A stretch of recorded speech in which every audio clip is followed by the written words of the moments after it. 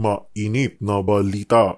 Trophy nila yan si PRRD. Gagawing trophy ng ICC si PRRD. Gagawing trophy ng komunista si PRRD.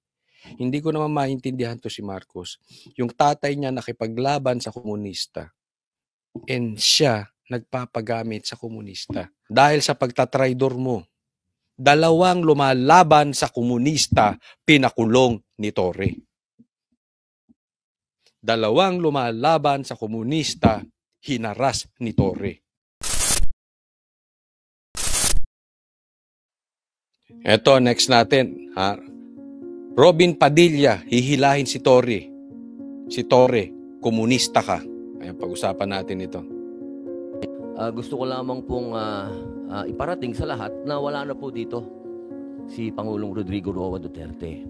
Ito pong mga pinag-uusapan natin, ito po ay pagsuporta lang namin kay Senator Amy.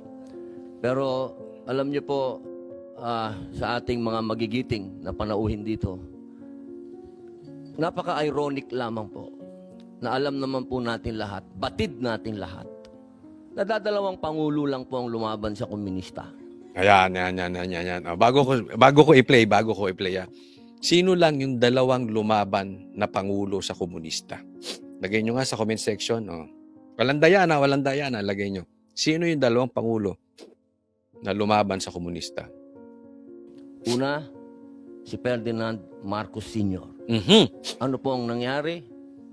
Inalis natin sa bansa.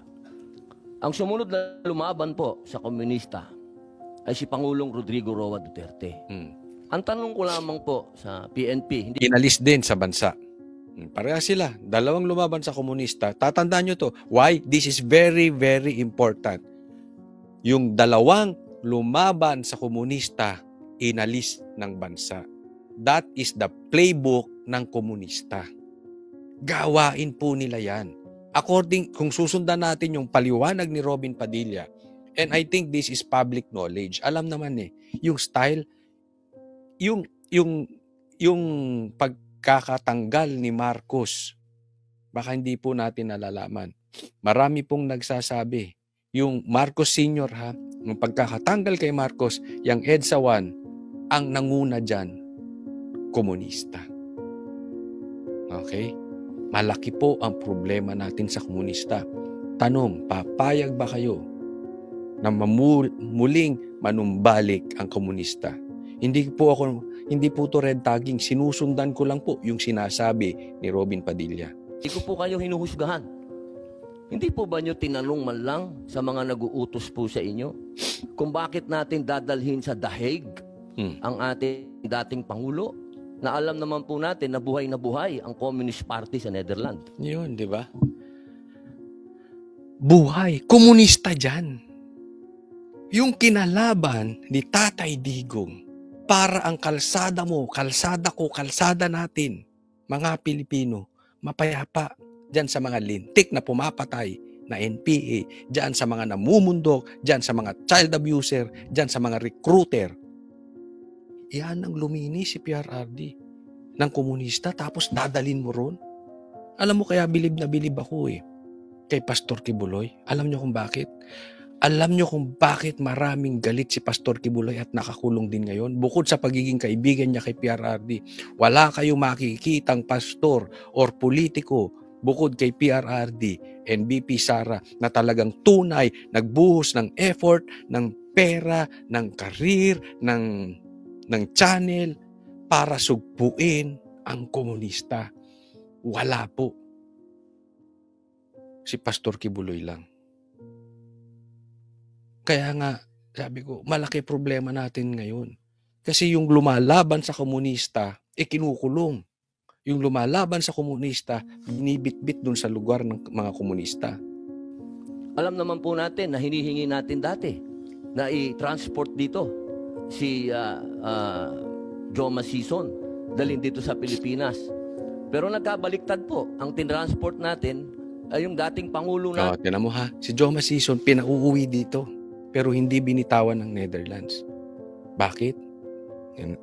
Kung susundan natin yung sinasabi ni Robin Padilla, komunista Tapos tayo, kalahi natin, ibinigay natin sa Netherlands na komunista.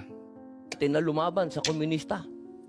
Ito lamang po, tanong ko, bilang ako po'y dating rebelde. Hindi ko naman po yan pinagkakaila. Hindi ko po maintindihan kung bakit tayo po ay nag-submit dito sa mga tiga-Netherlands. Alam naman po natin, kahit po itanong ninyo, ako po ay palagi dyan sa Utrecht. Kasama po si Joma. Hindi ko po yan dinideny. Diba? Naman, bakit pumasok ang gobyernong ito sa komunista? Diba? Hindi po pinagbibintangan yung gobyerno Pero bakit tayo nagpapagamit sa komunista? Dahil sa pangarap ng iilang tao? Alam mo, nung pinapanood ko tong video ni Robin Padilla, ako'y naiiyak. Totoo to, hindi ako nagbibiro. Bakit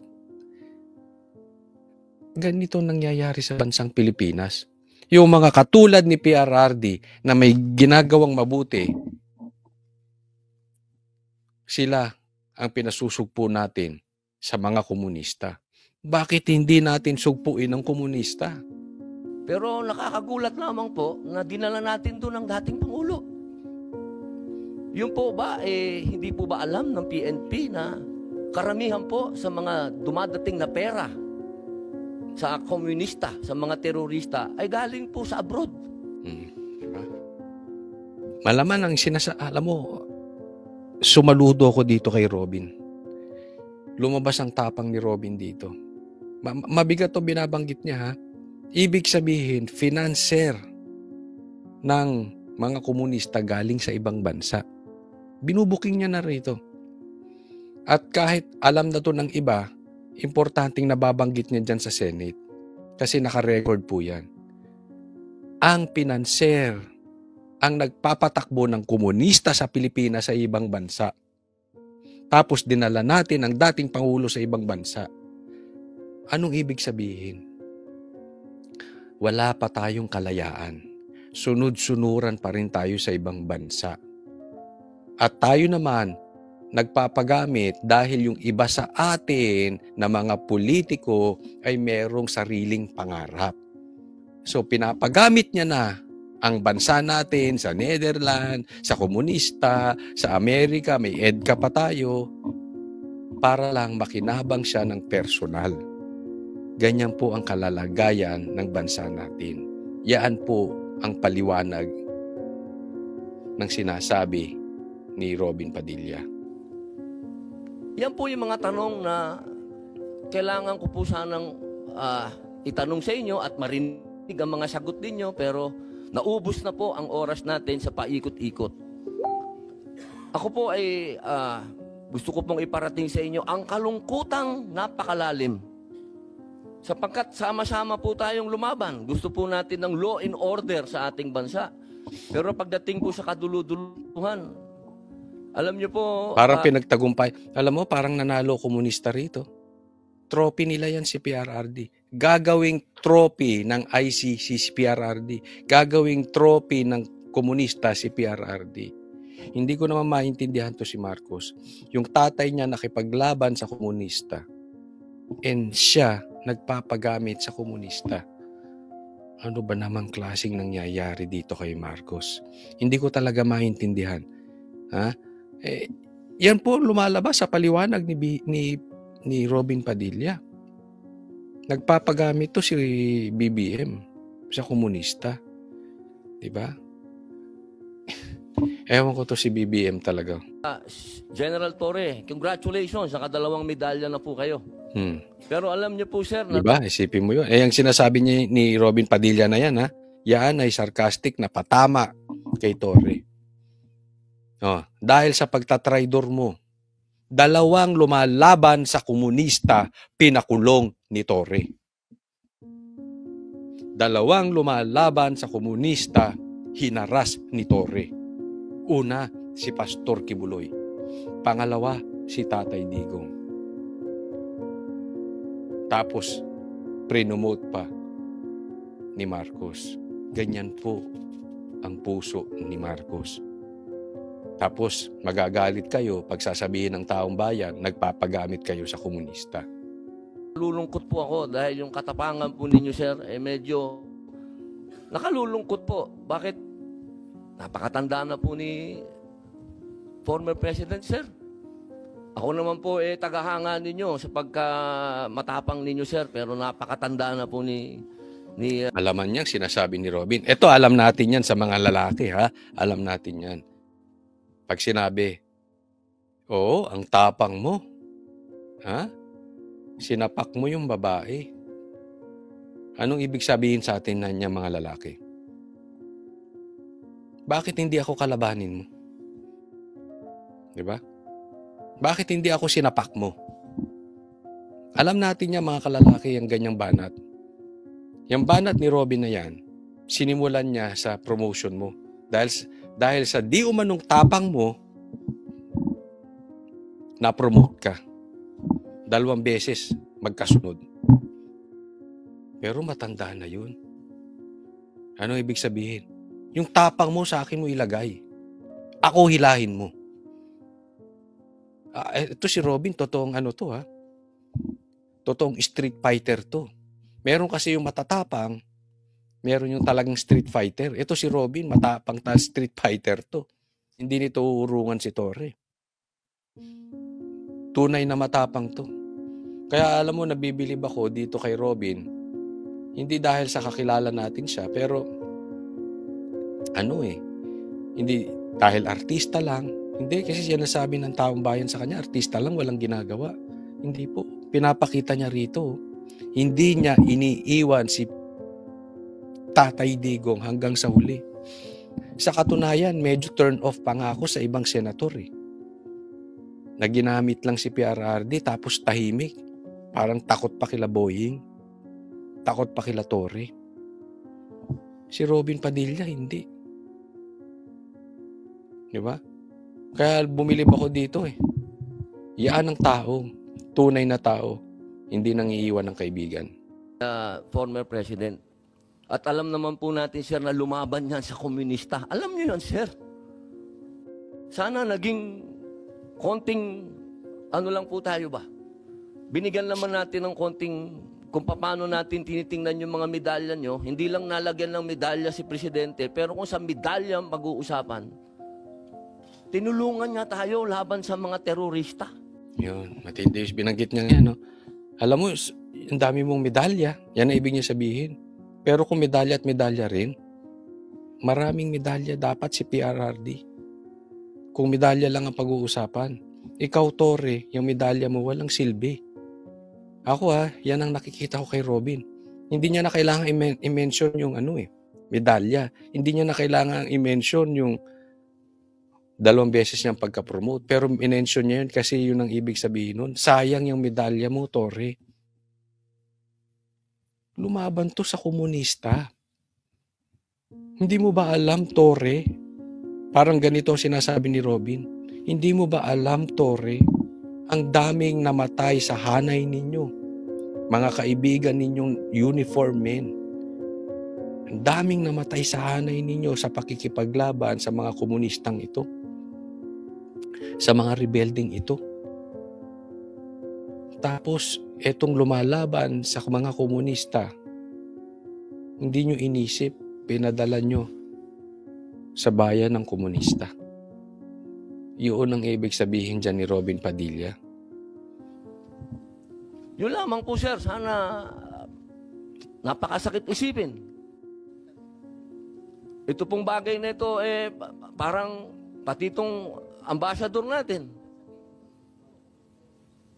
Ano po ba talaga ang... ito po ba talagang operation para may alis dito ang ating dating Pangulo? Ito na, kina-question. Ito ba ay operation? No. Ito ba ay pinagplanuhan? Kasi yan ang pinag-uusapan dyan sa Senate eh. Oh. Kanino po ba? Kasi kami pinupuwersa kami lahat ng mga supporter ni Digong na i-contempt po kayo. Totoo naman yan. I agree with Robin Padilla. Talagang grabe ang anuhan ng mga PR, mga Duterte supporters, gusto talaga nilang ma-contempt si Torre. Eh ako nga, I'm really expecting na i-contempt si Torre dahil nagsisinungaling. Kitang-kita naman natin. Iniikot-ikot yung mga topic. Iniikot-ikot yung sagot. Hindi sagutin ng diretsyo. Kaya sa tingin ko dapat i-contempt talaga to si Torre. No. Pero hindi po namin ginagawa. Sapagkat ang order, walang order sa amin na ipakontempt kayo. Kung galing lang to kay PRRD o galing kay BP na pakontempt kayo, kukontempt kita, boss. Baka ako pa magsabi na ako hahatak sa'yo. Kita mo, balikan ko ha. Oh.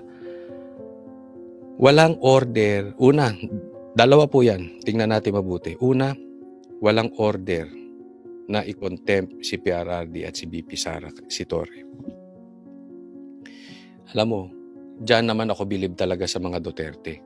Hindi sila mahilig maghigante. Yung tama lang, kung ano yung nasa batas, dun lang. Pero ako naniniwala, walang order. Totoo yan. Walang order si PRRD at si BP Sara na i-contempt si Torre. Dahil ano sabi ni Robin?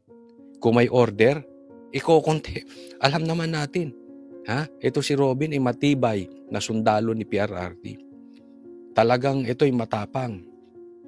Pag sinabi ni PRRD talon, ako naniniwala ako, tatalon si Robin. Pag sinabi ni PRRD, kunin yan, i-contempt, ako naniniwala, gagawin ni Robin ng buong tapang. Hindi dalawang salita si PRRD. Kaya walang order na ipa-contempt si Torre. Pero binanggit niya ulit pangalawang observe nyo dito. Binanggit niya, ako mismo hihila sa'yo. Kung may order, ako mismo hihila sa'yo. Yun yung ibig sabihin natin kanina na sa akin mo gawin, Torre. Yung tapang mo, yung medalya mo, sa akin mo gawin, wag dun sa matanda. Pinapakita niya, kaya mo lang yung matanda. Ako hindi takot, sa akin mo gawin. Sinasabi ni Robin, ako mismo hihila sa'yo. Wala lang barilan. Wala lang tawagan ng mga kampo mo. Maraming bodyguard si Torre, siyempre. General, tatawagin na naman niya yung 5,000 pinatawag niya roon sa KOJC. Ang ibig sabihin ni Robin dito, mano-mano tayo. Hindi ka uubra. Hindi ka uubra sa akin, Torre. Walang barilan. Walang kasama. Hindi ka mananalo sa akin, Torre. Yan ang ibig sabihin ni Robin Padilla. Pero hindi ko ginagawa, boss. Kasi walang order sa amin na gawin sa inyo yan. Ang natatandaan lang po namin na sinabi ni PRRD na malinaw na ginagawa ng pulis ang order sa kanila. Kaya po namin... Isipin mo yan, tibay ni PRRD, no? Pinagtanggol pa yung pulis. Sumusunod lang yan. Ibig sabihin, sumusunod lang naman yung pulis eh. Ang problema itong mga general. No? Again, salud ako dito kay Robin dahil ginamit niyang hihilain eh. Kasi yan yung sinabi ni Torre. Hihilain ko yan, hihilain ko yan, hihilain ko yan. Kaya akala nyo, bubito to si Robin. Hindi po. Siguro hindi siya magaling mag-English, pero malaman yung sinasabi niya yan. Ako mismo hihila sa'yo. Na sinabi niya kay PRRD, hihilain ko yan. Ibabawi niya. Magkaroon lang ng order para sabihin mo, PRRD, your wish is my command. I-contempt mo yan. Pag hindi yan sumunod, ako hihila dyan. Hindi niyang, ginawa niya lang sa'yo dahil matanda ka na eh. Di ba? May yung word na hila, may hugot po yun para kay Robin. Kayo, nirirespeto, sir, dahil yun ang sinabi ng boss namin. Yun ang sinabi ng chairman ng PDP. Na ginagawa lang ng pulis ang trabaho nila. Pero sana naman, sir, isipin din natin kung anong itinanim ni PRRD sa bansang ito. Wala, hindi nag-iisip siya si Torre. Pangarap yan. Anong kapalit? Hindi natin alam kung may kapalit na pera. But definitely, kita nyo naman, may promotion na, kitang-kita naman ng lahat eh, no? Nilabanan natin ng komunista. Talaga bang yan ba talaga ang kapalaran ng mga presidenteng lumalaban sa komunista? Isang in-exile, isang sinurrender? Ano pa po talaga itong bansa natin? Tayo po ba'y demokratiko talaga? Komunista na tayo. Tayo po ba'y under control ng komunista? Yun lamang po. Maraming salamat po. O kayo sumagot. Tayo ba ay kontrolado ng mga komunista? O, ito ba'y bangsa natin ay demokrasya pa o komunista na? O. Pero ako, nanghihinayang ako sa effort na ginawa ni Aimee, ni Bato, ni Robin Padilla. Dahil ito si Cheese, nagpaka-waiter na naman. Diba? Sinabi niya na namumuliti ka lang to, wag gamitin ni Aimee yung pamumuliti ka. Oo, nandoon na tayo. Ako naniniwala namumuliti ka si Aimee. Pero wag mo namang i-bypass yung effort ng Senado. Pinakontempt tapos i-release mo. Ikaw ay nagmimistulang waiter ni Lisa at ni BBM. Labas ang kulay ni Cheese dito ha. Lumabas po ang kulay ni Cheese. Dati kasi akala natin pag ganun-ganon lang eh. Diba? Pero ngayon, waiter na waiter. Labas na labas ang kulay mo, Cheese, sa ginawa mong yan. Diba? Hindi, sinasabi mo, hindi mo hahayaan mapolitika ang Senado. Hindi po politika to. Ano bang nangyari sa'yo? Hindi mo ba nakita na nagsisinungaling? Yung pinakontempt, itinatanggi niyang hindi niya nakita, kasama niya si Pierre Hardy hanggang Hague. Nagbubulag-bulagan ka ba, Cheese? Yan ang problema natin ngayon, mga kababayan ko. Ang laki na po dahil sa mga ganitong klaseng tao. Okay, maraming salamat po. Huwag po kakalimutan sa mga hindi ko pa po subscriber, mag-subscribe po kayo. Okay? Tulong-tulong po tayo and ikampanya po natin araw-araw ang Team Duterte. Maraming salamat po para sa Diyos at Pilipinas ko mahal.